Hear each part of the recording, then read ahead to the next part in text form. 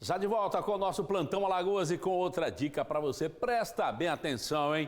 Agora vamos falar da saúde dos seus olhos. Você que tem sentido a vista cansada, dores de cabeça ou algum problema na visão e não tem como pagar um plano de saúde, agora você pode contar com o Mais Pop. São consultas, exames e cirurgias para quem precisa de atendimento oftalmológico de qualidade com valores acessíveis. E tudo isso com a garantia e qualidade do Hospital de Olhos Santa Luzia. Consultas, exames e cirurgias é pelo Mais Pop, muito mais benefícios para cuidar da saúde ocular gastando pouco.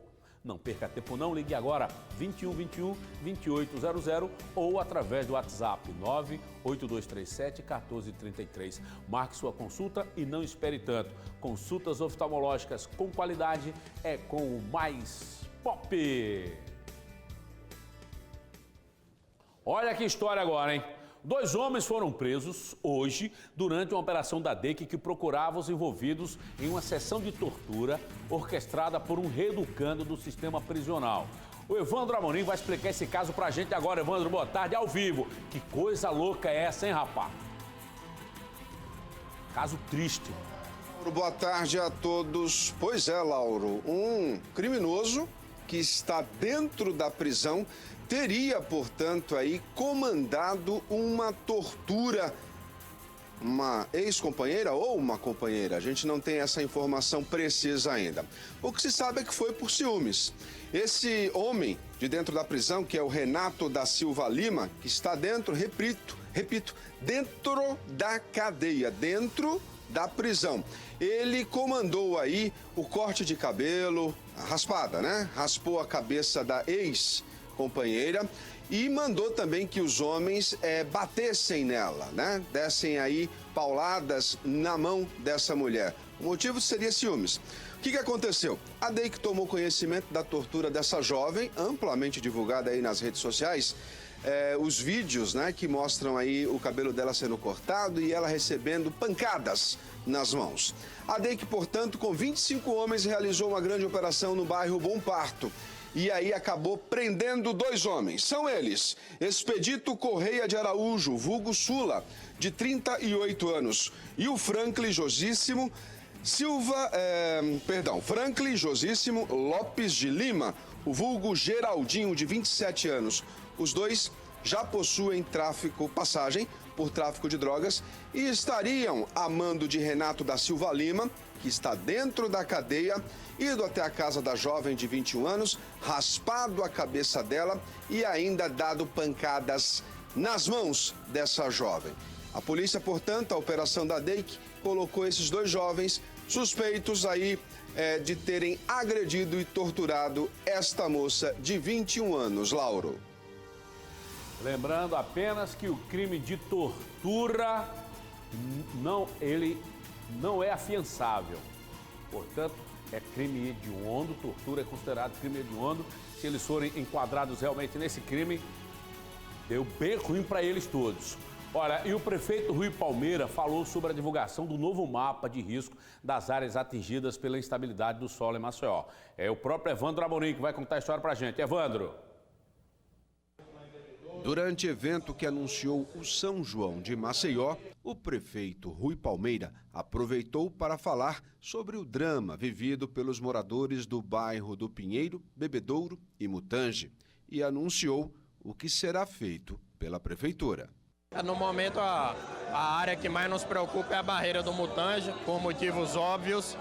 Estamos aguardando as respostas do governo federal. A gente solicitou já uma alternativa, que é levar parte dessas famílias para 750 moradias do Minha Casa Minha Vida, que ficarão prontas agora em julho. Estamos aguardando o retorno do governo federal para que possamos agir nesse sentido. Para o prefeito, a estratégia está mantida com o apoio do governo federal.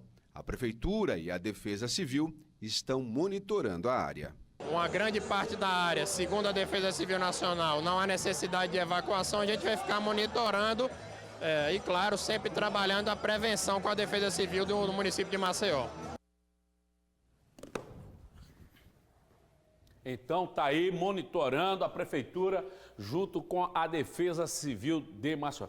Tá complicada a vida desses moradores. Olha só, gente, a Assembleia Legislativa convocou especialistas e a Associação dos Municípios Alagoanos para discutir a situação das barragens que apresentam riscos de rompimento no nosso estado. Estela Nascimento, na tela do plantão, a história é sua, conta pra gente. A sessão especial foi para discutir medidas preventivas para as barragens que se encontram em situação de risco de rompimento. A iniciativa foi do vice-presidente da Assembleia Legislativa, Galba Novaes. Devido aos vários apelos e denúncias que chegaram aqui, de barragens totalmente sem fiscalização, né, sem manutenção, com risco iminente de romper. Né? Barragem, exemplo, a barragem do Bálsamo, ela tem 15 quilômetros de extensão, né, quase 20 milhões de litros cúbicos de água, né, com a profundidade de 29 metros e se você for lá fazer uma visita, fazer o presencial, você vai ver a situação que se encontra. Né? Então, um rompimento de uma barragem daquela, que ela vem de Pernambuco até Alagoas, naturalmente acabaria com a cidade, com aqueles moradores ali ribeirinhos. Então, nós estamos preocupados com a vida. De acordo com o levantamento feito pelo Estado, Alagoas tem 86 barragens, sendo que em 24 delas existe um potencial de risco em caso de rompimento. Essas barragens merecem um olhar diferenciado, onde o gerenciamento, o monitoramento, a fiscalização, a frequência com que se tem que estar olhando para essas estruturas, ela seja muito maior para que não aconteça de fato nenhum acidente. E tem ocorrido fiscalização? Nós temos 4 pessoas para fazer essa fiscalização, treinados, né, para isso, e a coisa acontece de forma corriqueira. Na sessão, o consultor ambiental Alder Flores falou da importância de medidas preventivas para que acidentes como os de Mariana e Brumadinho, em Minas Gerais, não ocorram em Alagoas. Claro que essa situação seja mais trabalhada, mais discutida, para que o estado de Alagoas como um todo, nas barragens, principalmente que estão com alto risco, possam ter as suas medidas preventivas para evitar um dano. E isso é o que está sendo feito atualmente. É necessário que isso seja mais divulgado, mais trabalhado com a comunidade que situa-se a jusante dessas barragens. O presidente da Associação dos Municípios Alagoanos falou da importância de discussões como essas. Já tivemos outros desastres naturais, inclusive aqui em Alagoas, né? Na última enchente que nós tivemos no ano de 2013, e é muito importante que esse debate se aprofunde aqui no estado para que a gente possa fazer uma avaliação real dos riscos em cada um desses assuntos. O deputado Davi Maia, ligado a causas ambientais, disse que muitos moradores onde barragens foram construídas procuraram a Assembleia Legislativa. O parlamentar visitou uma delas e confirmou a denúncia de que falta fiscalização no local. No município de Quebrangulo, por exemplo, a cidade é rodeada de barragens e temos barragens sem nenhuma fiscalização, onde o mato cresce na própria barragem, colocando em risco toda a infraestrutura do paredão. Isso nos preocupa bastante, porque nós não temos nenhum laudo técnico periódico, e eu acho que esse deve ser o resultado prático dessa sessão, informando exatamente como está cada barragem. Vocês receberam denúncias? Muitos moradores procuraram vocês? Sim, desde quando aconteceu esses problemas de Minas Gerais, que a Assembleia tem sido várias vezes demandada sobre o risco desses assuntos. Populações inteiras têm ficado preocupadas porque encontram nas suas barragens a falta de manutenção, a falta de cuidado, a falta de fiscalização, com pessoas entrando e muitas vezes cortando os paredões para roubar água, para fazer ligações clandestinas de abastecimento de água. Olha só, o presidente do Senado Federal, Davi Alcolumbre, do DEM, concedeu entrevista ao Sistema Opinião, na qual faz um balanço desses primeiros 6 meses de governo do presidente Jair Bolsonaro. Na conversa, ele também falou do papel decisivo do Senado nas deliberações políticas do país. Vamos acompanhar agora na tela do plantão. Ele é presidente do Senado, representante máximo do Parlamento Brasileiro, está aqui na Paraíba, veio conhecer de perto uma das manifestações culturais mais importantes do país, que é o São João de Campina Grande. Eu converso com Davi Alcolumbre, presidente, senador, muito obrigada por nos receber. Eu que agradeço a oportunidade de poder estar aqui hoje no Nordeste, falando com vários estados do Nordeste e prestigiando o movimento cultural que tem o carinho e o respeito de todos nós brasileiros. Pois é, eu soube que o senhor já dançou forró. Eu sei que o senhor gosta de carnaval e de forró. Arrastou o pé? Na verdade, eu não danço forró. Na verdade, eu faço a apresentação de forró. Então, mas já que o senhor está no Nordeste, recentemente, durante uma visita do presidente Jair Bolsonaro ao Recife, ali, reunião da SUDENE, o Conselho Deliberativo da SUDENE, o ministro Gustavo Canuto falou que é impossível pensar no crescimento do país sem pensar no crescimento e no desenvolvimento do Nordeste. Como é que o senhor enxerga isso? E como o Senado, como o presidente do Senado pode contribuir, por exemplo, com a bancada ou com as bancadas que representam a região para promover esse desenvolvimento? Na verdade, o Senado tem feito e tem dado a sua parcela de contribuição em relação ao desenvolvimento do Brasil. Eu assumi o Senado agora em fevereiro, mas eu já estou na metade do mandato de senador, estou cumprindo a segunda metade do mandato de senador, mas a atribuição de presidente do Senado dá a atribuição de presidente de poder. E aí você passa a ver o Brasil como ele é.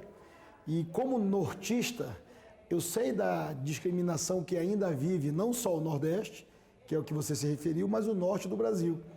As pessoas precisam compreender que nós temos vários Brasis dentro de um Brasil. E a realidade do Nordeste e do Norte é muito diferente da realidade do Sul e do Sudeste do Brasil.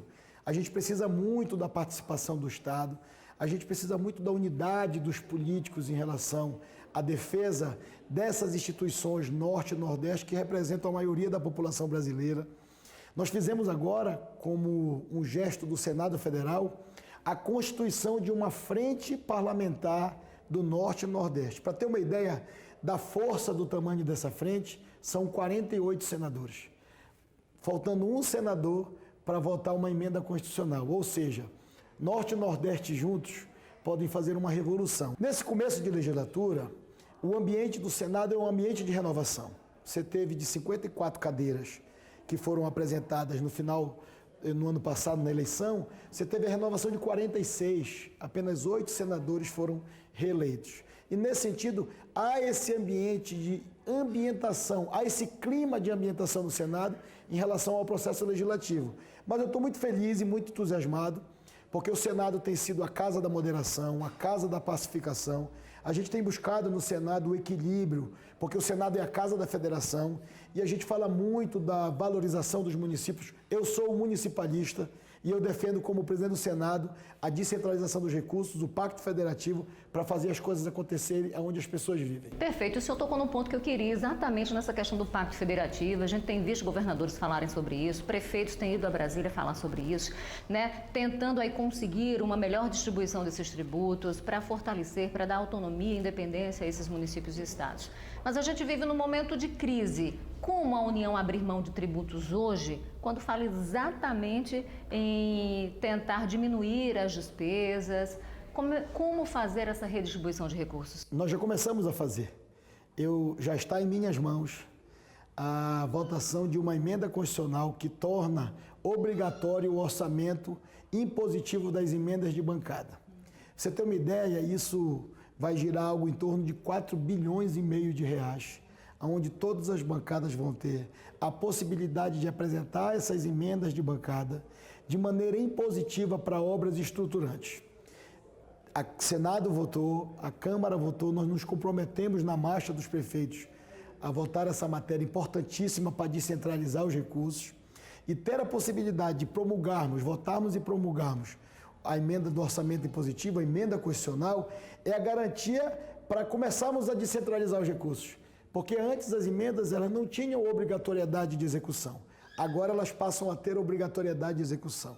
Com isso, você vai ter, por exemplo, no estado da Paraíba ou no estado de Pernambuco, 300 a 400 milhões de reais de recurso novo para se investir todo ano em obra de infraestrutura, em construção de aeroportos, de estradas, de ferrovias, de vicinais, de rodovias e poder construir a logística necessária para criar um ambiente de aquecimento da economia, proporcionando a geração de emprego e melhorando a vida das pessoas. E em relação às reformas que nós estamos trabalhando no Senado e na Câmara, a gente está focado, e o Rodrigo Maia na Câmara também está, em relação à reforma da Previdência, que vai fazer esse ajuste nas contas dos estados para dar perspectiva e segurança para nós captarmos investidores de fora do Brasil, para injetar dinheiro na economia, já que o Estado não tem capacidade mais de investimento, porque está muito pesado, o Estado está muito burocrático, está muito pesado.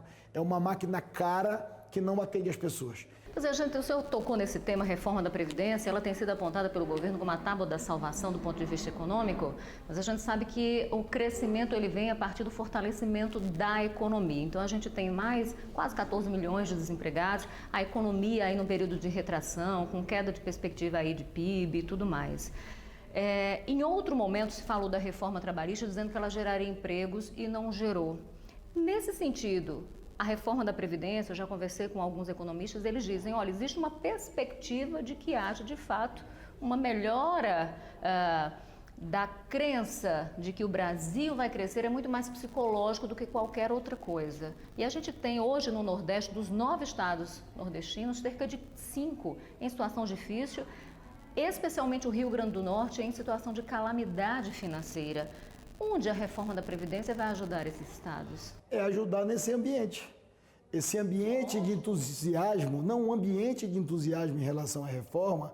Eu viajei para Nova York e fui junto com o presidente Rodrigo Maia, fizemos várias reuniões com investidores em Nova York, em uma semana que era de homenagem ao Brasil. Eu falei com no mínimo 250 investidores.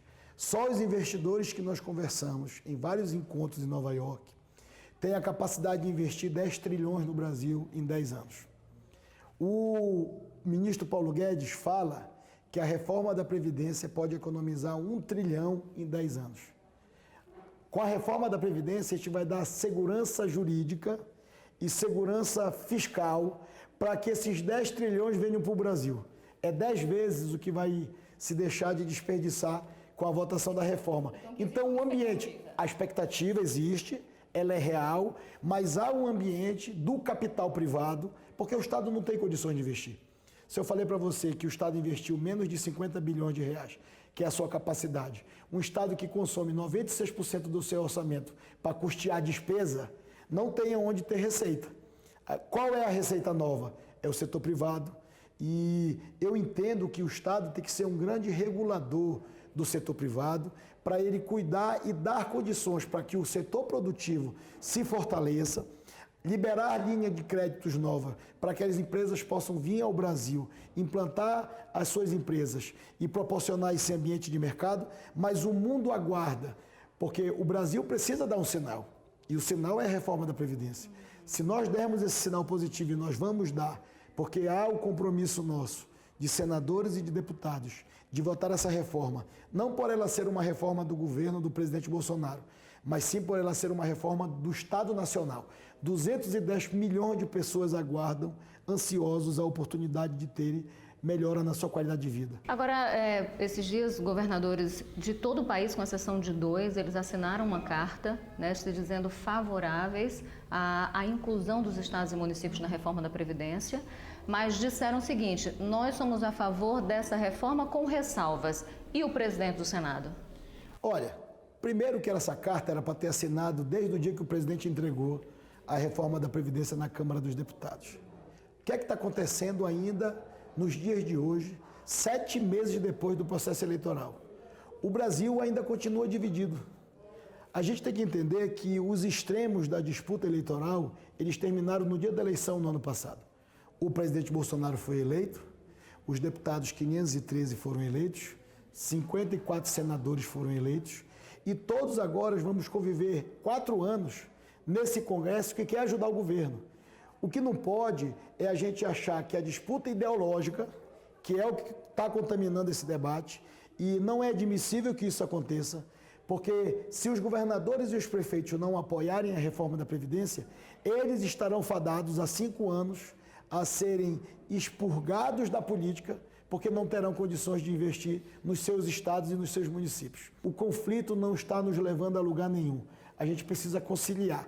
Que a gente tenha divergências em pontos específicos da reforma da Previdência, como já foi suscitado no caso do benefício de pensão continuada, no caso da aposentadoria rural, isso já está precificado, o parlamento, os partidos políticos já falaram que não aceitam essas alterações em virtude da fragilidade das populações, especialmente do Nordeste e do Norte, porque isso não é previdência, isso é assistência, é uma forma do Estado Nacional ajudar essas pessoas que estão em vulnerabilidade social. Isso já está precificado. O que a gente precisa entender é que o partido ou a filiação não pode estar acima das pessoas. A união nacional, o chamamento da unidade, da conciliação, é para esse tema. Um tema que não é de um partido. A eleição já passou, nós já estamos fazendo o nosso papel, nós temos compromisso de fazer, que a gente possa, nesse momento, deixar de lado as vaidades pessoais, os interesses pessoais e abraçar essa causa. E a partir dessa causa abraçada, e a partir da conquista da aprovação dessa matéria, que é uma emenda constitucional que é difícil, porque quando se fala da reforma da Previdência, não é um tema politicamente fácil de falar, porque é um tema muito ácido. Agora o senhor fala que realmente é preciso deixar esse discurso ideológico de lado e é fato para que se comece a olhar para frente, né? O Brasil precisa sair dessa estagnação. Agora a gente tem acompanhado, por exemplo, na Câmara Federal, críticas contundentes do presidente da Casa, Rodrigo Maia, à própria articulação do governo e ao próprio governo federal. O senhor também fez algumas críticas. O que o senhor pensa a respeito disso? Esse desalinho e essa estagnação, ela também não é fruto dessa própria desarticulação do governo? Não, ela é fruto de um novo modelo que o presidente da República quer implementar na relação política, que do meu ponto de vista ainda não se encaixou, porque o Congresso ainda não entendeu qual é a forma de interlocução que o presidente vai tratar. Nesse modelo que o presidente implantou, de não buscar o apoio dos partidos, mas ter a condição de formar um ministério sem a participação definitiva de partidos que se citam contemplados na gestão, criou um abismo. Porque qual é o elo de ligação entre a política e o Estado? Eram o modelo de governo de coalizão. O mundo todo é assim. Os presidentes de todos os países que ganham eleição procuram uma base de sustentação e faz a composição de coalizão no seu governo. Não houve isso no governo do presidente Bolsonaro. Ele assegura que continuará conduzindo dessa maneira e acaba dificultando a condição dos interlocutores do governo construir essa ponte com o Congresso, porque acaba tendo que conversar com 513 deputados e com 81 senadores. A cada dia, em uma reunião de colégio de líderes ou em uma votação de uma matéria, é preciso que o líder do governo, é preciso que os líderes partidários, a cada dia é uma conversa e um apelo. Isso aqui é importante para o Brasil. Eles, senadores e deputados, estão ajudando muito, porque nesse modelo novo, ninguém se vê representado participando do governo, acaba cada um decidindo por si, porque não tem uma orientação. Acaba dando curto-circuito nessa relação, porque não tem um alinhamento. E, nesse sentido, eu acho que esse modelo precisa ser repensado. O presidente e o governo precisam se aproximar da política, da boa política. Quando eu estou falando da política, não é nem da velha nem da nova. Eu não gosto dessa conversa. Boa política, aquela que é necessária, né? Porque ninguém tem como sair desse emaranhado em que nos metemos sem... Não tem outro caminho. O caminho para mudar a vida das pessoas é o diálogo e o entendimento. O caminho para melhorar o Brasil é a política. Diante desse modelo de dificuldades, esses 6 primeiros meses que nós estamos vivendo na Câmara e no Senado são uma resposta de que o parlamento tem maturidade política suficiente de fazer a sua parte quando o interesse é nacional.